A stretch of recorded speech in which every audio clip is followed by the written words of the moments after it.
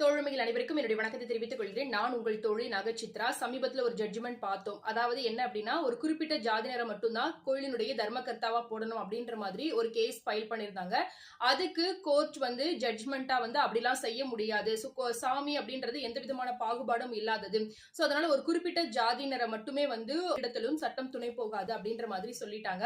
மறுபடியும் இன்னொரு இஷ்யூ வந்திருக்கு. என்ன அப்படின்னு பாத்துட்டீங்கன்னா, அதாவது இந்த கோயிலினுடைய திருவிழாவை நடத்துவதற்கான அந்த ப்ரிஃபரன்ஸ் முன்னுரிமை ஒரு குறிப்பிட்ட ஜாதியினருக்கு மட்டும்தான் கொடுக்கணும் அப்படின்ற மாதிரியான ஒரு கேஸ் ஃபைல் பண்ணிருக்காங்க. சோ அதுக்கு கோர்ட் என்ன சொல்லிருக்காங்க அப்படின்னு பாத்துட்டீங்கன்னா, அதாவது கடவுள் அப்படின்றது பாகுபாடற்றது. அதனால ஒரு குறிப்பிட்ட ஜாதியினர் மட்டுமே தங்களுக்கு உரிமை கோர முடியாது அப்படின்ற மாதிரியான ஒரு ஜட்ஜ்மெண்ட் கொடுத்திருக்காங்க. சோ இந்த ஒரு வீடியோ உங்களுக்கு யூஸ்ஃபுல்லா இருந்துச்சு அப்படின்னா உங்க ஃப்ரெண்ட்ஸ் அண்ட் ஃபேமிலிஸ்க்கும் ஷேர் பண்ணுங்க, மறக்காம லைக் பண்ணுங்க. இத போல இன்னும் வேற என்ன மாதிரியான ஜட்ஜ்மெண்ட்ஸ் அதுக்கப்புறம் லீகல் மேட்டர்ஸ் உங்களுக்கு வேணும் அப்படின்றதையும் கமெண்ட்ல சொல்ல மறக்காதீங்க.